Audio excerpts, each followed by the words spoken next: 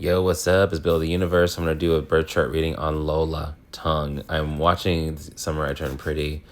I am obviously late. I'm 38 years old. So I have no business watching The Summer I Turned Pretty. But needless to say, it came on my TV and I fell in love with the show. And I watch it with the same, energy. It's giving Grey's Anatomy. It's pretty much a drama. It's not just a drama, it's dramatic. you know. It's short. Anyway. I already did Chris Briney's chart. And now I'm doing her chart. And when I looked at her chart, I was like, I wonder if I'll see some compatibility with Chris's chart. You know what I mean? Because they have such good chemistry, I think. And what's interesting is that the first half of her chart is blank. It's just blank. I mean, she gets Gates in the first house, but she doesn't have anything else until house 7. So from her second house, her second half of her chart is full. And so that means that her in a circle chart, the day part, the part that's above the plane, the meridian, the day part of her birth chart is filled, very sunny. And when I did Chris's chart, it's his first 6 houses. He has one planet in his 10th house, and then that's it. All his other planets are in the first 6 houses. So he has all his planets in the first 6 houses, and then she has her planets in the second 6 houses. So I think that's really cool. In a way, they really complement each other in that way. So he's got all of his planets in the night houses, right? And then she's got her planets all in the day houses. So I thought that was really, really cool. That was a really cool kind of fitting right there. So I got to give it up to Claire Nocte because she's the one who found out what placements are the most common for beautiful women. And it was Pushya Ascendant, I think, and then Venus in the first. But another prominent aspect was Ketu in the first. And that's what Lola has. And apparently a lot of Victoria's Secret models specifically have this placement. Because Ketu will make you really thin. It can make you kind of gaunt, actually. So it make you thin, make you have,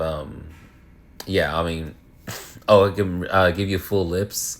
Ketu is a very feminine energy, so they have very feminine bodies. Even the men will have full lips. I'm a Ketu native. I have Ketu conjunct my moon, and I have 4 planets ruled by Ketu. And I have big ass lips, and I got a big booty. So that's what I'm saying. Ketu is very feminine, right? Even the men, they'll have feminine features.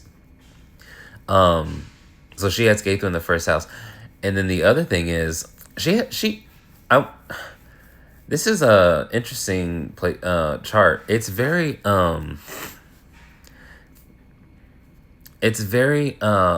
mystical, but also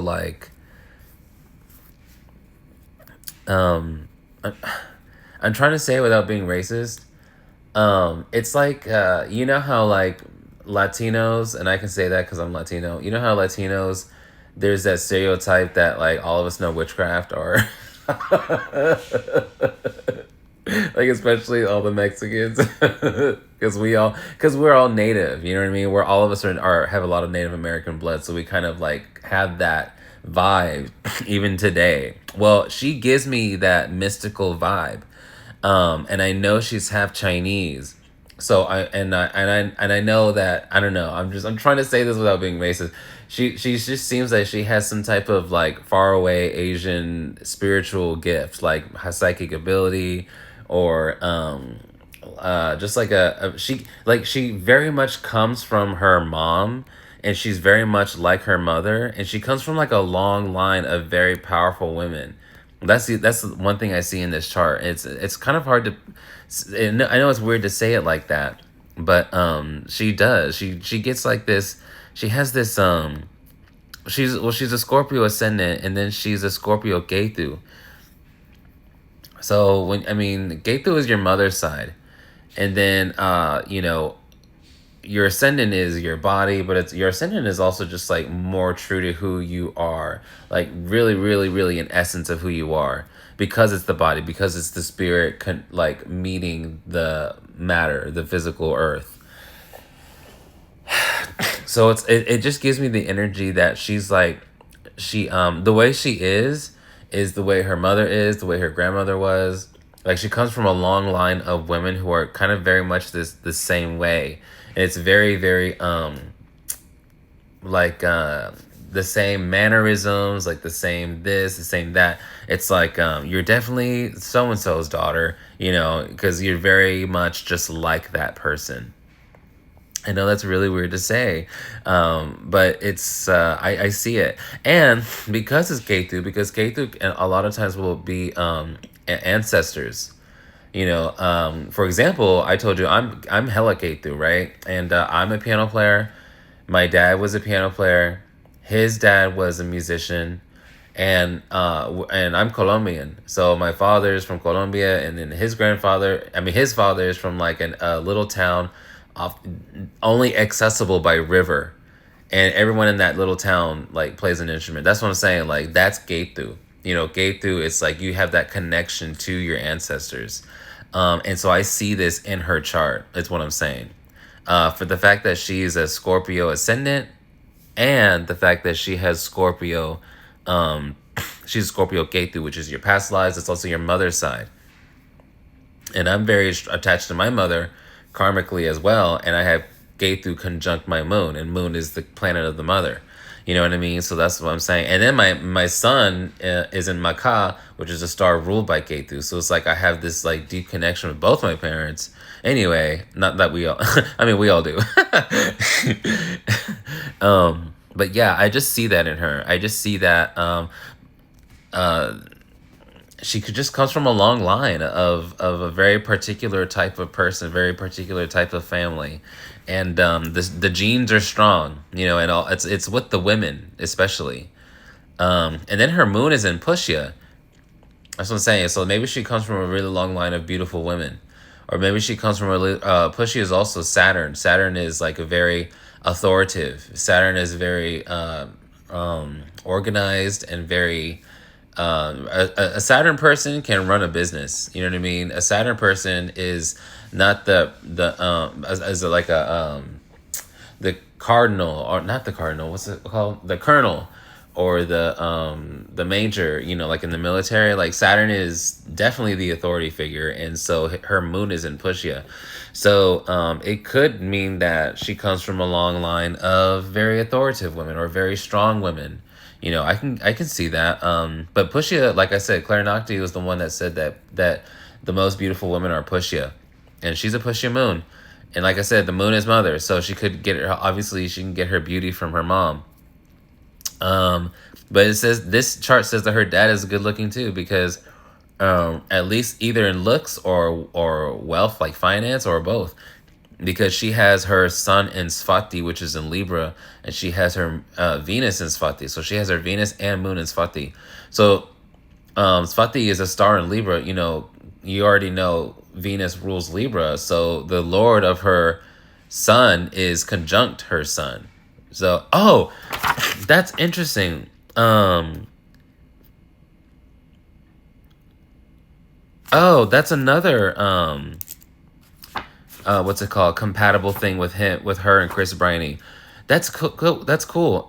So her moon, no, her Venus and sun are conjunct, and then his moon and Venus are conjunct. And moon and sun and the moon, those are the royal planets, right? That's the royalty of the zodiac. So both of them are also, again, they're not the same placements. They're compatible placements. They're complementary placements. That's so cool. So he has his Venus and moon together, and then she has her sun and Venus together. Wow, that's crazy. No wonder they make such a great love story, because both of them have Venus strong in their chart. Both of them do. Wow. That's interesting. So the thing about Rahu, because Rahu rules Swati, which is this star we're talking about. Rahu, all right, no shade. Rahu, no shade, but Rahu can come across like this kind of one way, and then they're not. Like when you first meet a Rahu person, you're thinking definitely one thing, and you're thinking like a lot of really positive things, but then they'll turn around and kind of do something kind of like then they'll kind of turn around and do something, and you're like, oh, okay, so I guess you're more of that type of person. And honestly, I got that feeling that shows in the show, like in the summer I turned pretty, because I mean she's awesome, she's amazing, I love her character, you know. But I'm just saying, like she's fucking with those boys. You know what I mean? Like, come on now, let's get real. She's playing with those boys. She needs to choose Chris or Conrad and then stick with him and quit hurting people. I mean, I get it. She's young, you know, she's hot, she's, you know, got all the options in the world. She's just barely coming into her womanhood, so she deserves to like explore her options. Like that's a right. You know what I mean? So I get it, but I mean, I just love Conrad so much. I think Bella needs to chill the fuck out and just like marry Conrad. What the fuck? But anyway, that's a very Rahu thing where they come across a very pleasant way, and then you actually see they're actually not that innocent. That's very swatty.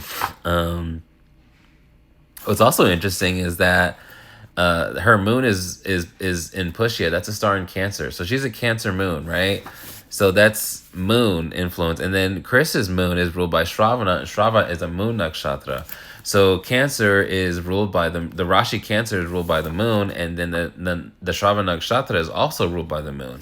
So both of them have moon placements in a moony place, which means they're both kind of like spoiled princesses. They're both kind of kids. Like you see a lot of, I said this in Chris's chart. He has a very strong moon in his chart.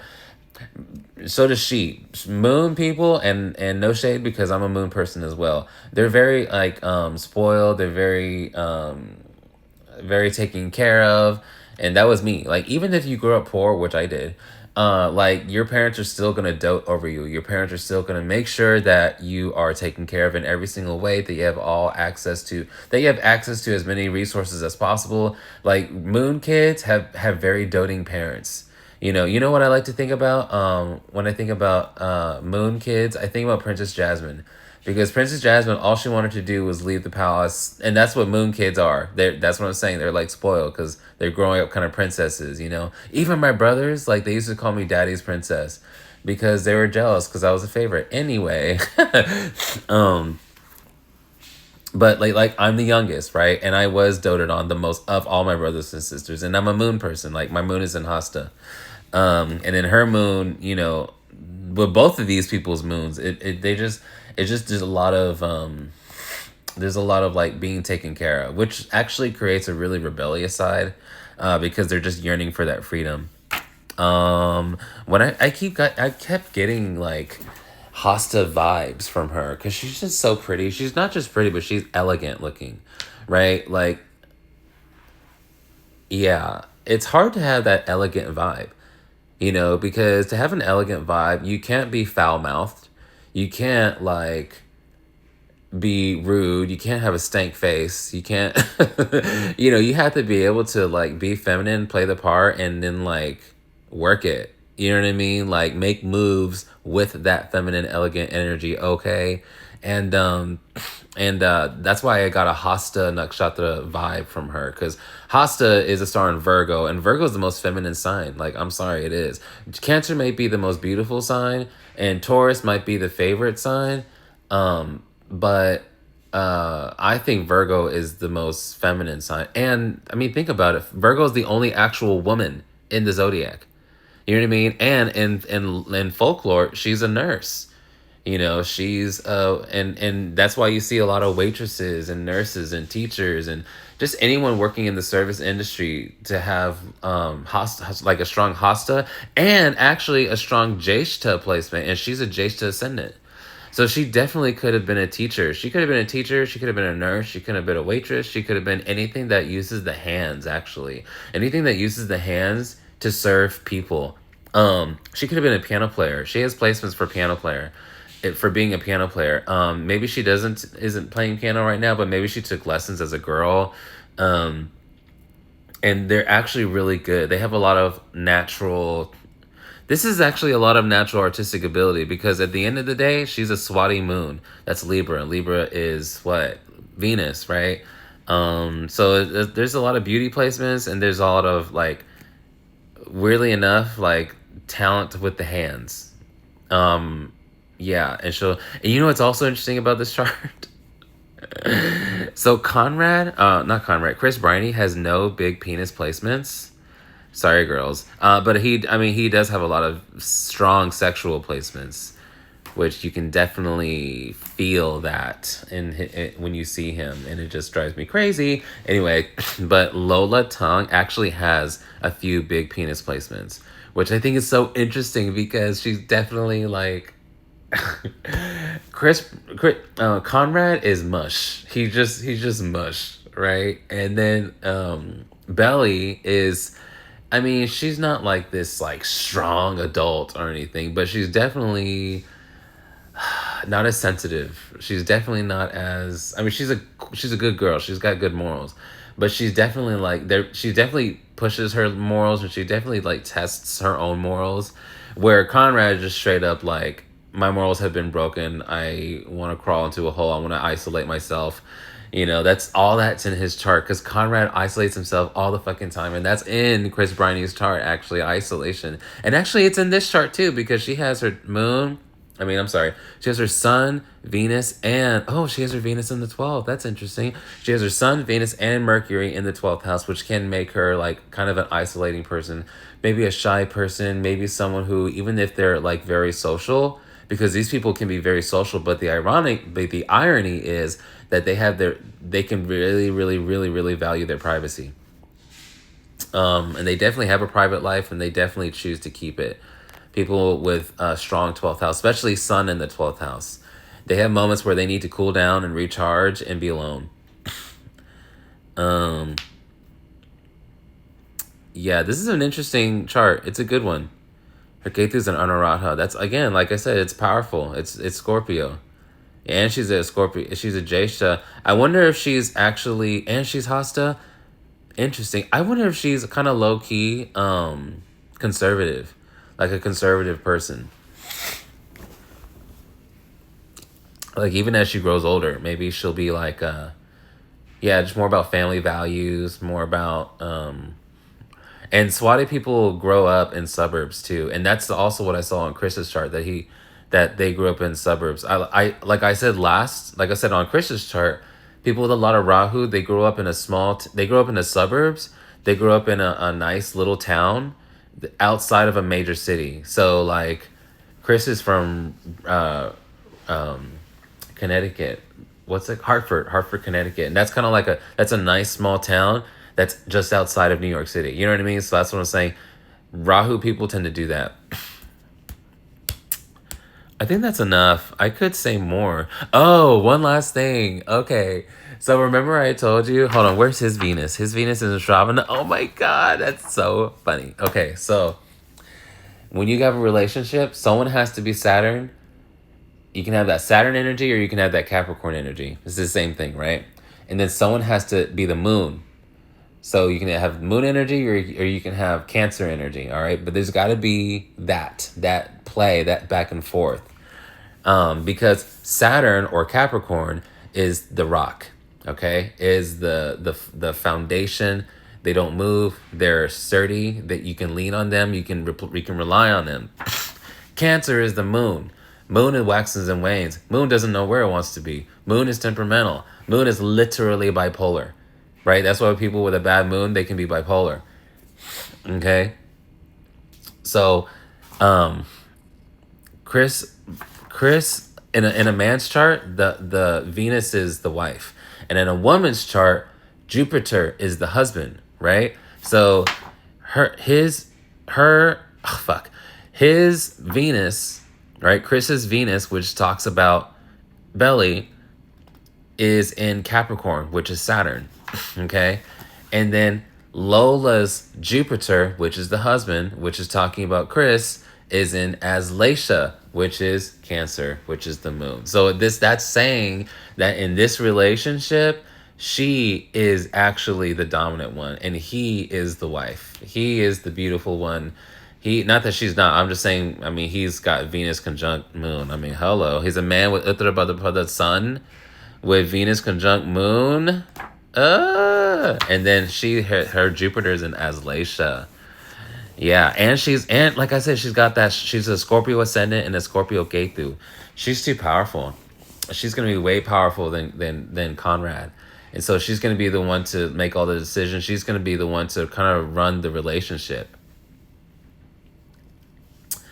Yeah, that says it right here in the chart. What's cool about these two charts together is that they're very compatible. I think that's really good intuitive casting for, and I think that's why it really resonates with a lot of people, because I think like people who like the show, I think we can feel their chemistry, their longing to connect. You know what I mean? And there's kind of a longing to connect in these two charts. Like I said, that first real big clue, man, was that her first 6 houses are empty and his first 6 houses are full. So they totally complement each other. Anyway, I think that's enough. All right, guys. Bye.